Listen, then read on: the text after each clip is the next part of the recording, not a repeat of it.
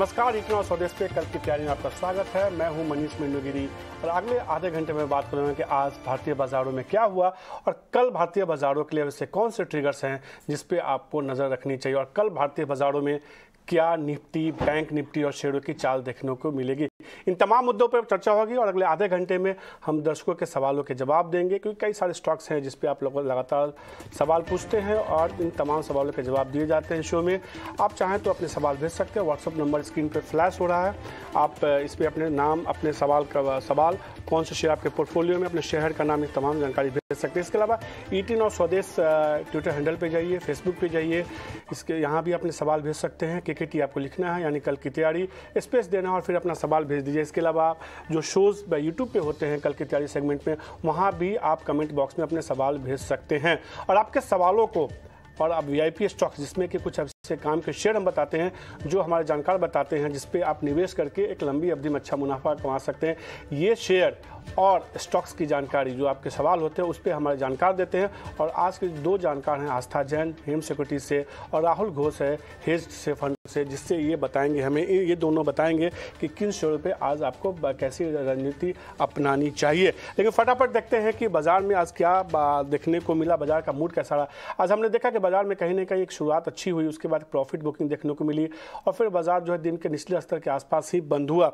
एक समय निफ्टी जो है 18,229 का निचला स्तर बनाया, वहाँ से थोड़ी रिकवरी देखने को मिली। फाइनली फ्लैट तो देखिए पॉजिटिव बंद होने में कामयाब हुआ। आज करीब 10 से लेकर 12:30, करीब 1-1.5 घंटे का ऐसा जोन था, करीब 10 से लेकर कह सकते हैं यानी कि 3 घंटे का ऐसा जोन था जब निफ्टी एक बेहद टाइट रेंज में ट्रेड कर रहा था, यानी 18,315 से लेकर कह सकते हैं 18,342 के रेंज में ट्रेड करता हुआ दिखा आज करीब 3 घंटे तक। इससे अंदाजा लगा सकते हैं कि पिछले कई दिनों के बाद निफ्टी कहीं ना कहीं खुद को कंसोलिडेट करने की कोशिश कर रहा है। कमोबेश बैंक निफ्टी में भी यही ट्रेंड देखने को, हालांकि बैंक निफ्टी दिन के निचले स्तर के आसपास ही बंद हुआ। बैंक निफ्टी में देखिए 43,400 से लेकर 43,500 के रेंज में काफी लंबे समय तक इसने ट्रेड किया। उसके बाद हमने देखा कि प्रॉफिट बुकिंग देखने को मिला जब ऊपर की तरफ ये जाने में सफल नहीं हुआ और ये फिर वापस से दिन के निचले स्तर के आसपास ही बंद हुआ। अब स्टॉक्स की बात करते हैं बाजार में हुआ क्या। निफ्टी के गिरने स्टॉक्स की बात करें तो डीवीज लैब, कोल इंडिया, TCS, इंडसइंड बैंक जैसे स्टॉक्स थे जहां मजबूती देखने को मिली। अगर लूजर स्टॉक्स की बात किया है तो UPL, SBI जैसे स्टॉक्स है जहां पे आज हमने दबाव देखने को मिला। SBI के अगले हफ्ते नंबर भी आने वाले हैं, उसमें हमने दबाव देखा। ये सेक्टर्स है जहां पे दबाव देखने को मिला। लेकिन निफ्टी लूजर स्टॉक्स की बात करें तो UPL, SBI, ITC, Bajaj finance जैसे स्टॉक थे जहां के आज के ट्रेड में दबाव देखने को मिला। निश्चित रूप से सेक्टर जो इसमें कमजोरी थी उसमें निफ्टी बैंक, रियल्टी, FMC जैसे इंडेक्स थे जहां पे कमजोरी देखने को मिली। अगर निफ्टी बैंक के गिरने स्टॉक्स की बात की जाए तो उसमें कई सारे स्टॉक्स थे जो मजबूती दिखा रहे थे। EU small finance, IndusInd bank में लगातार मजबूती का रुझान बना हुआ है। Axis bank, IDFC first bank जैसे स्टॉक थे जहां मजबूती देखने को मिली। लेकिन निफ्टी बैंक में लूजर स्टॉक्स देखिए, सरकारी बैंकों में आज के ट्रेड में दबाव देखने को मिला, चाहे वो PNB हो, बैंक ऑफ बड़ौदा हो, SBI जैसे स्टॉक्स हो जहां दबाव देखने को मिला।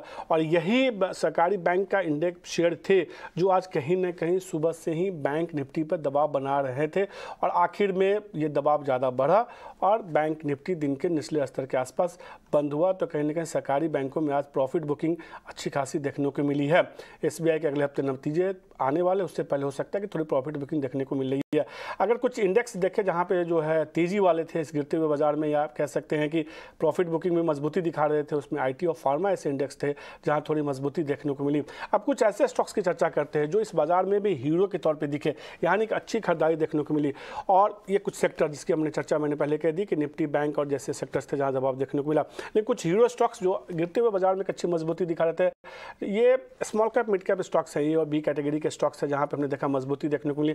जयबाला industries, SMS life sciences, first source, Jindal poly जैसे स्टॉक थे जहां मजबूती देखने को मिली। इसके अलावा ऑटो इंडस्ट्री में देखिए ओमेक्स ऑटो, कोपरान, महानगर गैस, बिरला सॉफ्ट जैसे स्टॉक थे जहां मजबूती देखने को मिली। आज देखिए खासतौर पर महानगर गैस, IGL, इसके अलावा गुजरात गैस जैसे स्टॉक्स भी मजबूती दिखा रहे थे। कुछ ऐसे शेयर जो 1 साल के ऊपरी स्तर पे आज पहुंचते हुए दिखे, उसमें Alkem lab, Apollo tyres, EU small finance, CCL product जैसे स्टॉक थे जहां मजबूती देखने को मिली। इसके अलावा कुछ और ऐसे स्टॉक्स थे जो फर्स्ट सोर्स जैसे स्टॉक्स भी थे जो आज जो है 52 हाई पे बंद होते हुए दिखे। लेकिन रेलवे स्टॉक्स देखिए, निकुंज की नज़र में लगातार निकुंज इस बात की चर्चा कर रहे हैं कि रेलवे स्टॉक्स में बहुत ज़्यादा तेज़ी देखने को मिली है और ये अपने वैल्यूएशन से काफ़ी ज़्यादा थोड़े महंगे हो गए हैं। तो कहीं ना कहीं शो में दबाव देखने को मिला। इन्होंने पिछले 3-4 दिनों से लगातार निकुंज के में उन्होंने चर्चा की इस बात को, और आज देखिए वापस से रेलवे स्टॉक्स में एक अच्छी खासी गिरावट देखने को मिली। रेल विकास निगम दिन के निचले स्तर पर लोअर सर्किट पर बंद हुआ। इसके अलावा IRFC, रिट्स जैसे स्टॉक्स थे जहां दबाव देखने को मिला। तो ये कमोबेश आज के बाजार का हाल हुआ। आप अपने जानकारों से समझने की कोशिश करते हैं कि बाजार यहां से अब क्या प्रॉफिट बुकिंग के मोड में जाएगा या एक वापस फिर एक रेंज में फंसता हुआ दिखेगा। आस्था, शुक्रिया 89 स्वदेश को समय देने के लिए, और राहुल जी आपका भी शुक्रिया 89 स्वदेश को समय देने के लिए। आस्था, शुरुआत आपके साथ ही करेंगे। लास्ट जब पिछली बार आपसे बात हुई थी, करीब 1.5-2 हफ्ते पहले मेरी बात हुई थी आपसे, तो आप तेजी में थी। आप कह रही थी कि हाँ ठीक है जो भी हो, पर मुझे लगता है कि यहाँ से निफ्टी मजबूती दिखाएगा। वहाँ से हमने निफ्टी में करीब 500-600 अंकों की मजबूती देख ली। क्या अभी भी आप तेजी के साथ हैं? Good evening. देखिए, मैं उस टाइम पे मजबूती में थी क्योंकि मुझे ऐसा लग रहा था कि डॉलर इंडेक्स जो पीक आउट हो चुका है, उसमें डॉलर की तेजी जो पूरी पीक हो चुकी है, उसकी वजह से अब इमर्जिंग मार्केट्स एक अच्छे खासे डेस्टिनेशन बनेंगे और इंस्टीट्यूशंस का फंड फ्लो आएगा। और आप देखिए उसके बाद से हम इनफैक्ट पिछले कुछ दिनों से FIIs की कंटिन्यूस बाइंग है, क्योंकि USA का GDP debt to GDP ratio है वो अब अच्छा नहीं है। वहां पे डेट के कंसर्न्स हैं, तो वहां की करेंसी अब स्ट्रांग नहीं होगी, और करेंसी अगर वीक होती है तो वो फिर इमर्जिंग मार्केट्स के लिए एक अच्छी न्यूज है, और इंडिया उसमें सबसे अट्रैक्टिव पोजीशन पे है, और इसीलिए मैं इंडिया में पॉजिटिव थी। अब अगर वैसे भी निफ्टी को देखा जाए तो मैं अभी भी पॉजिटिव हूँ। मेरे हिसाब से इन्फ्लेशन का USA का डेटा आने वाला है, पर वो भी बहुत ज्यादा घट के नहीं आएगा, क्योंकि वो स्टिकी हो चुका है, एक दायरे में ही सीमित होता हुआ हमें नजर आएगा। तो बहुत बड़ी राहत वाला इन्फ्लेशन का डेटा वहां से आने वाला नहीं है, लेकिन बहुत बड़ी बढ़त भी नहीं आएगी और घटत भी नहीं आएगी, तो वो एक ही दायरे में रहेगा। पर मुझे लगता है इंडियन मार्केट्स के लिए गोइंग फॉरवर्ड लॉन्ग टर्म में एक ये अच्छी ही न्यूज है कि इन्फ्लेशन बढ़ा भी नहीं है। तो अब जो ब्याज दरें बढ़ेंगी USA में, वो बहुत ज्यादा नहीं है, 1 या 2 मुझे लगता है हाइक्स और हमें देखने को मिल सकते हैं। तो उसकी वजह से अब मुझे लगता है कि इंडिया और भी अच्छा एक मार्केट हो जाएगा। अब अगर हम यहाँ की बात करें तो मुझे लगता है निफ्टी में तेजी जारी रहेगी, लेकिन जिस तरह से इन्फ्लेशन का डेटा आएगा तो थोड़ा संभल के काम करना चाहिए। पर निफ्टी अभी भी गिरावट में खरीदारी करने का ही एक मौका लगती है, तो मैं अभी भी पॉजिटिव हूँ निफ्टी में, लेकिन बाइंग ऑन डिप्स की स्ट्रेटेजी के साथ वर्क करना चाहिए। ये मानते हुए कि गिरावट के साथ ही आप जाइए, और जब गिरावट मिले तो आप वापस से खरीदारी करके चल सकते हैं। राहुल जी, ऑप्शन में तो आप शानदार तरीके से बताते हैं, जिस तरीके से आप स्टॉक्स की और निफ्टी और बैंक निफ्टी की बात करते हैं। क्या नज़रिया रखना चाहिए निफ्टी और बैंक निफ्टी पे? क्या प्रॉफिट बुकिंग थोड़ी करनी चाहिए, या जो आस्था कह रही है गिरावट पे फिर वापस से खरीदारी का मौका है? बिल्कुल, नमस्ते एंड पहले तो गुड इवनिंग। बिल्कुल यही मैं भी यही राय रखता हूँ कि जब भी बाय ऑन डिप्स का ही मार्केट है। 18,000 का हाईएस्ट पुट राइटर्स है। अगर आप ऑप्शंस डेटा को देखेंगे ना, highest put writers are at 18,000। इस वीकली एक्सपायरी में थोड़ा सा इंटरेस्टिंग पॉइंट ये है कि नंबर ऑफ पुट राइटर्स और कॉल राइटर्स दोनों बराबर है। तो ऑल्दो बिग बैंग मूव आप नहीं एक्सपेक्ट करेंगे आने वाले कुछ ही दिनों में एक्सपायरी तक, बाय ऑन डिप्स करके नेक्स्ट टारगेट 18,500 जहां पे कॉल राइटर्स अभी बने हुए हैं, वहां तक इमीडिएट फर्स्ट टारगेट एक्सपेक्ट कर सकते हैं। एक और बात, रिलायंस आप देखेंगे constantly higher highs higher lows बनाता जाता है, तो और रिलायंस जो है अभी एक रेजिस्टेंस पॉइंट पे आके रुका हुआ है। बहुत ही इंपॉर्टेंट होगा देखने के लिए कि रिलायंस ये रेजिस्टेंस पॉइंट से करेक्ट होता है कि नहीं, और अगर पार कर लेता है रिलायंस ये रेजिस्टेंस पॉइंट को, तब तो nothing can stop the market. 18,500 कुछ ही दिनों में आपको देखने को मिलेगा। सीधे तौर पर राय आते हुए राहुल जी की तरफ से कि गिरावट पे वो भी मान के चल रहे हैं कि खरीदारी ही करनी चाहिए। अब फटाफट सवाल जवाब के सिलसिला को शुरू करते हैं। अब हमारे दर्शकों ने सवाल कई सारे भेजे हैं। गगन श्रीवास्तव जी ने कानपुर से सवाल भेजा, बैंक ऑफ बड़ौदा के बारे में जानना चाहते हैं। 200 शेयर के पोर्टफोलियो में है, 188 रुपये के भाव पे। आस्था क्या होगी, राय आपकी होगी? हमने देखा कि PSU स्टॉक्स में थोड़ा तो दबाव देखने को मिला, खासतौर पर बैंकिंग स्टॉक्स में, लेकिन ओवरऑल परफॉर्मेंस बेहतर रहा है पिछले अगर 1-1.5 महीने का देखें तो सरकारी बैंकों में। बैंक ऑफ बड़ौदा को लेकर क्या राय होगी आपकी?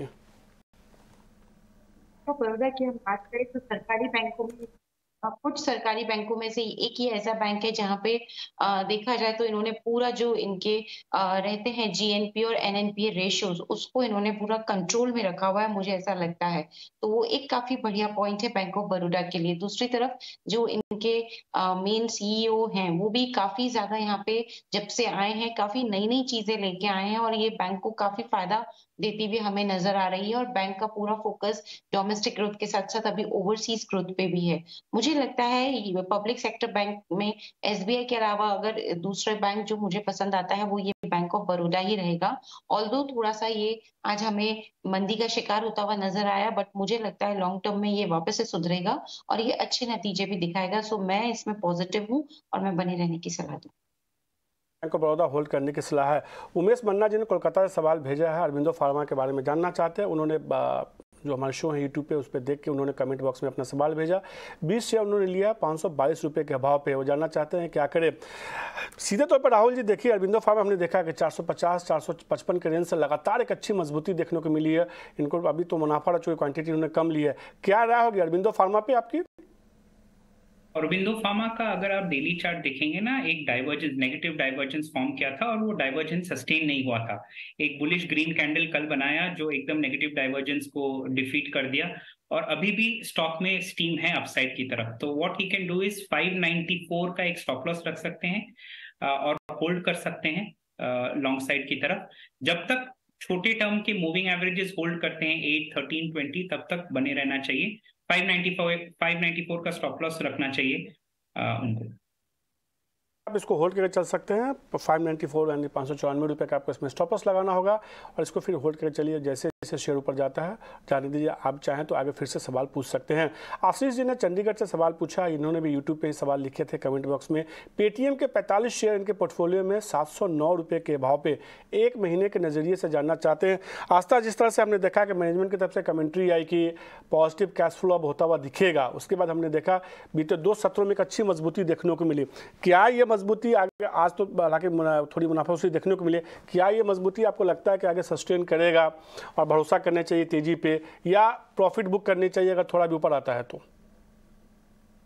मेरे हिसाब से ये सस्टेन करना चाहिए क्योंकि 2 कारण है। सबसे पहले तो रेवेन्यूज में भी बहुत बढ़िया ग्रोथ दिखाई थी। अभी जो चौथे तिमाही के नतीजे दिए थे, जहां तक मुझे ध्यान आता है 51% की ग्रोथ तो रेवेन्यू में थी। और उससे भी एक बड़ा जो मुझे फैक्टर लगता है वो है कि जिस तरह से जो लॉसेस थे वो अब बिल्कुल नैरो होते जा रहे हैं, कम होते जा रहे हैं।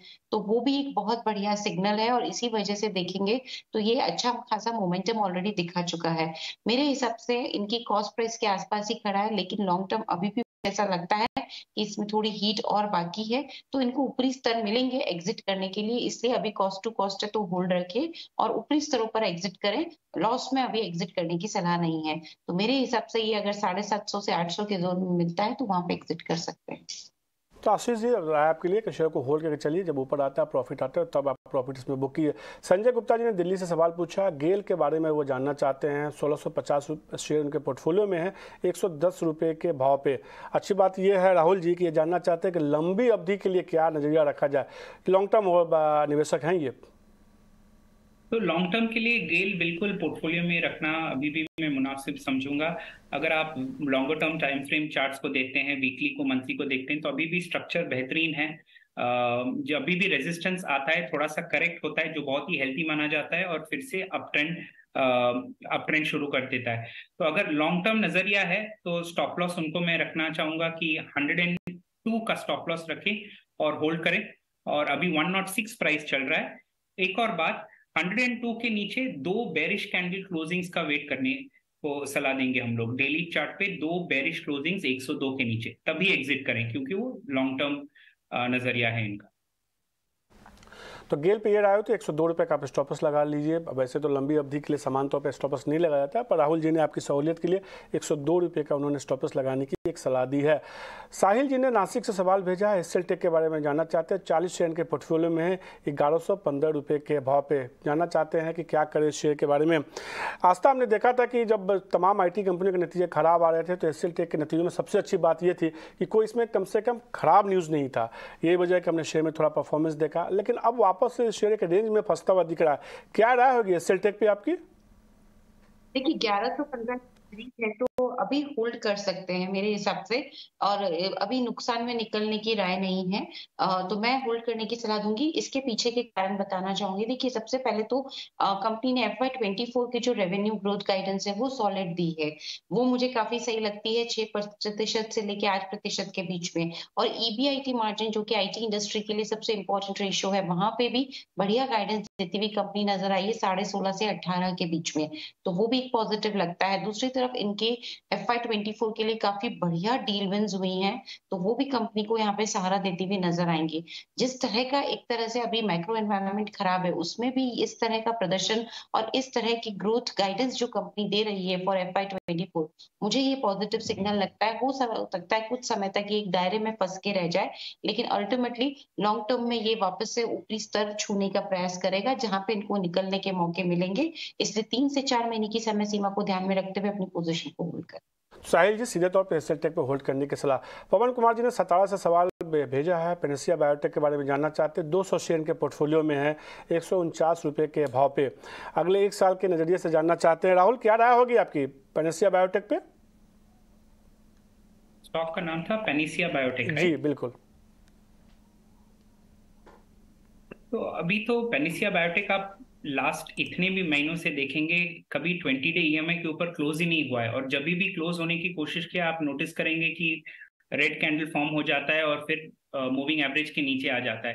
तो अभी फिलहाल प्रोस्पेक्ट स्टॉक्स के अच्छे नहीं लग रहे। इंस्टेड अगर बायोटेक कंपनीज को देखना चाहते हैं या फार्मा सेक्टर इन जनरल देखना चाहते हैं, और भी बेहतरीन नाम्स है। सिमिलर प्राइस रेंज में एक सजेशन दूंगा, बायोटेक फाइनली एक बेयर मार्केट से निकल रहा है, तो वो भी ये सलाह हो सकता है कि उनको भी बायोटेक देख सकें। और ऑफ कोर्स फार्मा नेम्स में तो ऑरोबिंदो फार्मा हम इसी शो में डिस्कस किए कि अभी भी बेहतरीन लग रहा है, बट इसमें अगर होल्डिंग है तो बेहतर है एग्जिट कर जाना, क्योंकि सस्टेन नहीं कर पा रहा है प्राइस ऊपर में। ये तौर पे शेयर में ट्रेंड है 400 के रेंज से लगातार शेयर में गिरावट का ही रुझान देखने को मिला। अगर 1 साल का चार्ट देखें तो शेयर में कभी भी हमने कोई बाउंस बैक नहीं देखा, लगातार गिरावट का रुझान देखने को मिला। तो पवन जी, आपके लिए तो राय जो राहुल की तरफ से ये है कि इसमें आपको नुकसान बुक करना पड़ेगा। फिर कुछ कई स्टॉक्स हैं जो ये VIP स्टॉक्स में बताएंगे, चाहे तो आप वहाँ उन शेयरों पे नज़र बना के चल सकते हैं। कन्हैया कुमार झा जी ने सवाल भेजा है कोलकाता से, जम्मू एंड कश्मीर बैंक के बारे में जानना चाहते हैं। 200 शेयर के पोर्टफोलियो में है, 48 रुपये 50 पैसे के भाव पे। क्या राय होगी आज तक JNK बैंक पे?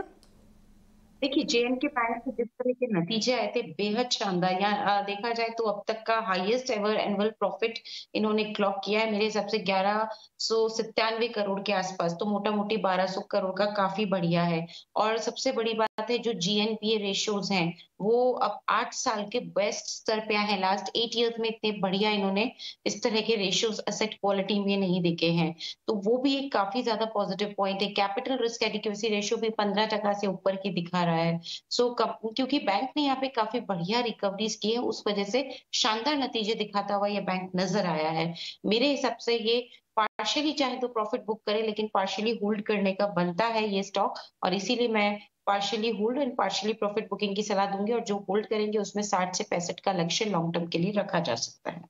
के लिए राय आते हुए कि चाहे तो थोड़ी सी मुनाफा वसूली कर लीजिए कन्हैया जी, और बाकी शेयर को आप होल्ड करके चल सकते हैं। 60 से 65 रुपये तक का लक्ष्य देखने को मिल सकता है। राजेश रंजन जी ने दिल्ली से सवाल भेजा, SBI के 150 शेयर के पोर्टफोलियो में है, 572 रुपये के भाव पे। राहुल, क्या राय होगी? हमने देखा SBI में 500 रुपये से एक तेजी की शुरुआत हुई है, 572-73 तक लगातार हमने देखा तेजी देखने को मिली। आज थोड़ी सी कह सकते हैं कि प्रॉफिट बुकिंग थी। अगले हफ्ते नतीजे आने वाले हैं, आपको लगता है कि इस तेजी को होल्ड करना चाहिए, इस तेजी के साथ जाना चाहिए, और क्या कोई आप स्टॉप लॉस सजेस्ट करेंगे इनके लिए? बिल्कुल होल्ड करना चाहिए। एक्चुअली सारे पब्लिक सेक्टर बैंक्स का चार्ट आप नोटिस करेंगे, नियर टर्म में तो थोड़ा बेरिशनेस लग रहा है, बट अगर आप मीडियम टू लॉन्ग टर्म देखें सारे चार्ट्स बेहतरीन लग रहे हैं। SBI की बात करें तो एकदम हाल ही में एकदम पास में एक डिमांड जोन है, तो इवन अगर स्टॉक करेक्ट होता है थोड़ा सा, क्योंकि नेगेटिव डाइवर्जेंस है, इस डिमांड जोन जो जिसका प्राइस है 545 और 510 के बीच में, फिर से इस लेवल से बाउंस बैक करने की संभावना ज्यादा है। तो डेफिनेटली होल्ड करने को कहूंगा। और अभी फिलहाल स्टॉप लॉस नहीं रखना है, क्योंकि जो डिमांड जोन जो है थोड़ा दूर में है। 570 का प्राइस चल रहा है और 545 में डिमांड जोन है, तो 540 से लेके 510 जो जोन है उस वेट करने के लिए। और डिमांड जोन का स्ट्रक्चर इतना बेहतरीन है कि अगर लगाना चाहते हैं तो उसके नीचे ही स्टॉप लॉस लगाना पड़ेगा। ये तौर पे होल्ड करने की सलाह, आप इसको होल्ड करके चल सकते हैं। अगले हफ्ते नतीजे भी आने वाले हैं, तो आप उस पर नज़र बना कर रखिए और आप चाहें तो अगले हफ्ते वापस से सवाल भेज सकते हैं। हम अपने जानकारों से समझने की कोशिश करेंगे अब आपको इन शेयर में क्या करने चाहिए। गौतम जी ने सवाल भेजा है श्रीनगर से, प्रीकॉल के बारे में जानना चाहते हैं। ऑटो इंडस्ट्री कंपनी है, इनके पास जो है 570 शेयर हैं 156 रुपये के भाव पे। प्रीकॉल के सुधीर जी ने सवाल भेजा है डोंबिवली से। क्या राय होगी? इनको अच्छा मुनाफा इसमें देखने को मिला, कह सकते हैं कि इनके भाव से ये शेयर काफ़ी ऊपर आ चुका है। तो राहुल जी आपसे ही लूँगा मैं इस सवाल का जवाब, चूँकि अच्छी मजबूती देखने को मिली है, तो क्या आप पहले तो इनके लिए कोई स्टॉप लॉस बता दीजिए जिससे कि इनका प्रॉफिट जो है इनके हाथ में रहे, और टारगेट क्या लगता है आगे के लिए शेयर में आपकी तरफ से? तो मैं प्रीकॉल में ये सलाह दूंगा कि उनको एग्जिट कर जाना चाहिए पहले तो, और उनको एक एंट्री का मौका मिलेगा डेफिनेटली। एंट्री का मौका अराउंड 202 203 200 के पास में फिर से एंट्री करना चाहिए, तो एक 10% का उनको फायदा मिल जाएगा। तो अभी फिलहाल एग्जिट करना चाहिए, क्योंकि आप मंथली चार्ट और वीकली चार्ट पे देखेंगे तो एक बोलिंजर बैंड से नेगेटिव सिंबल मिला है, नेगेटिव साइन मिला है। तो अभी एग्जिट कर जाना चाहिए 230 एंड क्लोज टू 200 वो फिर से एंटर कर सकते हैं, जिसका स्टॉप लॉस 186 रख सकते हैं और लॉन्ग टर्म के लिए होल्ड कर सकते हैं। सुधीर जी, कि आप एक बार के लिए शेयर में प्रॉफिट बुक कर लीजिए। कई बार प्रॉफिट बुक करना भी बाजार के लिए बेहद जरूरी होता है, बाजार आपके लिए, क्योंकि प्रॉफिट अगर आपके अकाउंट में है और शेयर नीचे आ गया तो फिर वापस से वो नेगेटिव हो जाता है, नुकसान होने लगता है। प्रॉफिट बुक कीजिए, थोड़ा एंजॉय कीजिए, वापस से 200 के जोन में जो एक राहुल बता रहे हैं वहाँ अगर ये शेयर आपको मिलता है तो वापस से खरीदारी करके चल सकते हैं। गौतम जी ने सवाल भेजा श्रीनगर से, यस बैंक के बारे में जानना चाहते हैं। 20,000 शेयर हैं इनके पास, इनफैक्ट 20,700 शेयर इनके पोर्टफोलियो में है 16 रुपये 20 पैसे के भाव पे। ये एक ऐसा शेयर है आस्था जो लगातार एक रेंज में चल रहा है, जब तेजी आती है तो एक अच्छी तेजी देखने को मिलती है, लेकिन फिलहाल तो ये पिछले एक महीने से एक रेंज में ही फंसा हुआ है। क्या राय होगी यस बैंक पे आपकी? देखिए, यस बैंक के साथ दिक्कत क्या है कि अभी के भी जो नतीजे आए थे वो मिक्स्ड नंबर थे। एनआईएम्स अच्छा है, बैलेंस शीट को क्लीन अप करने की कोशिश है, लेकिन जो अर्निंग्स प्रोफाइल है वो अभी भी म्यूटेड है, वो इतना सॉलिड नहीं है। दूसरी तरफ इंटेंस कंपटीशन फेस कर रहा है और धीरे धीरे इंप्रूवमेंट आ रहा है इसकी रिटेल बैलेंस शीट को लेके, तो वो भी एक कंसर्न है। और दूसरी तरफ जिस तरह से सुप्रीम कोर्ट में भी इनका 81 बॉन्ड्स को लेके जो चीजें चल रही हैं, तो वो भी एक रिस्क है। तो मुझे लगता है कि ग्रेजुअल इंप्रूवमेंट तो है, लेकिन उसके लिए स्टॉक प्राइसेस को भी इंप्रूव करने में समय लगेगा। तो अच्छा खासा अगर ये समय दे सकते हैं तो बने रहे, नहीं तो चाहे तो ये एग्जिट कर सकते हैं यस बैंक से। यस बैंक पर आते हुए गौतम जी आपके लिए आस्था की तरफ से कई सारे स्टॉक से हमने बात की है, लेकिन अब बात कुछ ऐसे ट्रिगर्स की जिसका कल भारतीय बाजारों पे असर देखने को मिलेगा।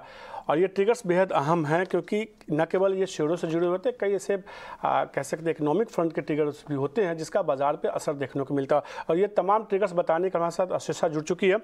आशीषा, कल के लिए कौन से बड़े ट्रिगर्स हैं? सबसे पहले ग्लोबल क्यूज से शुरुआत करेंगे तो यूनाइटेड स्टेट्स से कुछ ट्रिगर्स आते हुए नजर आएंगे। सीपीआई यानी कंज्यूमर प्राइस इन्फ्लेशन का कल डेटा आएगा, जिसके चलते यूनाइटेड स्टेट्स के मार्केट पर इम्पैक्ट देखने को मिल सकता है। उसके अलावा क्रूड ऑयल इन्वेंट्री का डेटा भी आएगा, जिसके चलते भी मार्केट पर इम्पैक्ट देखने को मिल सकता है। उसके अलावा नतीजों की बात करते हैं, अर्निंग्स का सीजन है, तो ग्लोबल क्यूज की बात करें तो डिज्नी, ब्रुकफील्ड एसेट और टोयोटा मोटर्स के नतीजे आएंगे, जिसके चलते इस स्टॉक्स पर नजर रखनी चाहिए। डोमेस्टिक अर्निंग्स की बात करें तो कुछ निफ्टी कंपनियों के नतीजे आएंगे कल। फार्मा स्पेस से डॉक्टर रेड्डीज के नतीजे और टेक स्पेस से एल&टी के नतीजे कल निफ्टी स्पेस से आएंगे। इसके अलावा कुछ नॉन निफ्टी कंपनीज के भी नतीजे कल आएंगे। Bosch, Escorts, Godrej consumer products या जीसीपीएल जैसे कंपनियों के नतीजे कल डिक्लेयर होंगे, उसके चलते इन स्टॉक्स पर भी अपनी नज़र रखें। कुछ कॉर्पोरेट एक्शन की बोर्ड मीट भी कल शेड्यूल है, उस पर भी नज़र डाल लेते हैं। तो सबसे पहले आर सिस्टम्स का नाम है, जहां board of directors fund raising consider करेंगे। राइट्स इश्यू भी कंसिडर किया जाएगा इस बोर्ड मीट में, जिसके चलते आर सिस्टम्स पर स्ट्रीट की नज़र रहेगी। इसके अलावा मैस फाइनेंशियल सर्विसेज की बात कर लेते हैं, जहां पर भी एक बोर्ड मीट शेड्यूल है, फंड रेजिंग कंसिडर किया जाएगा इस बोर्ड मीट में। रत्ना मनी मेटल्स की बात करें तो कंपनी डेट सिक्योरिटीज़ इश्यू करना चाहती है 500 करोड़ की, जिसके चलते कल बोर्ड मीट शेड्यूल्ड है। और लास्टली ग्लोबल हेल्थ की भी बोर्ड मीट शेड्यूल्ड है, जहां पर लॉक इन जो शेयर्स पर किया गया था 66% शेयर लॉक्ड इन थे, जो कल खुल जाएंगे ओपन मार्केट में सेल करने के लिए, जो इसके चलते ग्लोबल हेल्थ या मैदान था जिसको कहा जाता है, वो भी कल फोकस में रहेगा।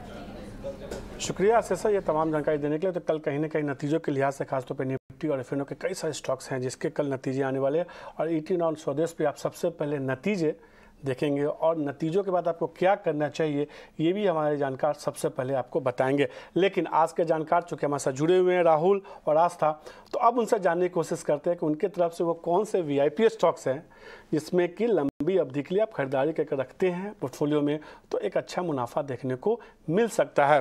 बात करते हैं वीआईपी स्टॉक्स की।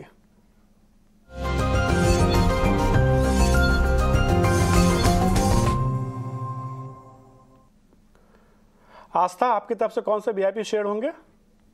देखिए, एक स्टॉक पसंद आता है वरुण बेवरेजेस और मेरे हिसाब से ये लॉन्ग टर्म के लिए भी बहुत अच्छा काउंटर है, तो खरीदारी करने की सलाह इस काउंटर पे रहेगी। मैं यहाँ पे समय सीमा 1 महीने की दूंगी और 1650 का लक्ष्य दूंगी। तो वरुण बेवरेजेस को खरीदारी करनी है 1 महीने की समय सीमा के साथ 1650 की टारगेट की। बेवरेज खरीदारी की जब वैसे भी गर्मियों में स्किन के प्रोडक्ट की डिमांड बढ़ जाती है, 1650 रुपये का आपको लक्ष्य रखना होगा। 1 महीने के टारगेट के लिए आप खरीदारी करके चल सकते हैं शेयर में। आज के सत्र में भी हमने देखा एक अच्छी मजबूती देखने को मिली, 3-3.5% की मजबूती के साथ ये शेयर बंद होने में कामयाब हुआ था। राहुल, आपकी तरफ से कौन से शेयर होंगे वीआईपी के तौर पर? तो मैं एशियन पेंट्स लॉन्ग साइड की तरफ देख रहा हूँ। बहुत समय बाद आप नोटिस करेंगे एशियन पेंट्स में एक ब्रेकआउट आया है। बहुत लंबे टाइम तक एकदम साइडवेज मूव था और एक जो बहुत ही पॉपुलर पैटर्न माना जाता है कप एंड हैंडल, उससे ब्रेकआउट होके एकदम एक स्ट्रॉन्ग बुलिश कैंडल बनाया है वीकली पे। तो करंट मार्केट प्राइस पे भी एंटर कर सकते हैं और 3150 3200 तो इमीडिएट टारगेट देखने को मिल सकता है 1-1.5 महीने में। स्टॉप लॉस की अगर बात करें तो 2810 का स्टॉप लॉस रख सकते हैं एंड लॉन्ग साइड की तरफ पे कर सकते हैं। तो एशियन पेंट होल्ड खरीदारी करने की सलाह होगी 3150 रुपये के टारगेट साथ इसमें खरीदारी करके चल सकते हैं। इसके अलावा आप एचएएल पे आप बिकवाली करने की सलाह दे रहे हैं ना राहुल? तो शॉर्ट टर्म के लिए अगर एक शॉर्ट साइड, क्योंकि मार्केट एक कंजेशन जोन में है और ये कंजेशन जोन अगर थोड़ा नीचे लेके आएगा मार्केट को, जैसे मैंने कहा बाय ऑन डिप्स का ही मार्केट है, तो एचएएल में शॉर्ट इनिशिएट करने की हम सलाह दे रहे हैं। क्योंकि नेगेटिव डाइवर्जेंस एक तो बना है चार्ट पे, दूसरा आप वीकली पे बोलिंजर बैंड पे देखेंगे तो एक नेगेटिव पैटर्न बना है और आज भी आप नोटिस करेंगे स्टॉक बहुत ही वीक था कंपेयर टू द इंडेक्स। तो एचएएल के लिए शॉर्ट टर्म के लिए एक शॉर्ट टारगेट होगा 2805, स्टॉप लॉस होगा 2991। तो एचएएल पे बिकवाली कीजिए, 2805 रुपये का लक्ष्य होगा, 2991 रुपये का लेकिन स्टॉप लॉस लगाना बिल्कुल मत भूलिए। इसके अलावा एशियन पेंट खरीदारी करने की राहुल ने सलाह दी है, जबकि आस्था की तरफ से उनको जो है वरुण बेवरेजेस उनको पसंद आ रहा है जिसमें कि खरीदारी करने की उन्होंने सलाह दी है। एक एशियन पेंट के टारगेट स्टॉप लॉस सामने, वरुण बेवरेज उन्होंने 1 महीने के टारगेट के साथ आस्था ने खरीदारी करने की सलाह दी है। आस्था जी और राहुल, आपका शुक्रिया 18 स्वदेश को समय देने के लिए, तमाम स्टॉक्स पर चर्चा करने के लिए। तो 18 स्वदेश पे कल की तैयारी में आज के लिए इतना ही। मुझे दीजिए इजाज़त, नमस्कार।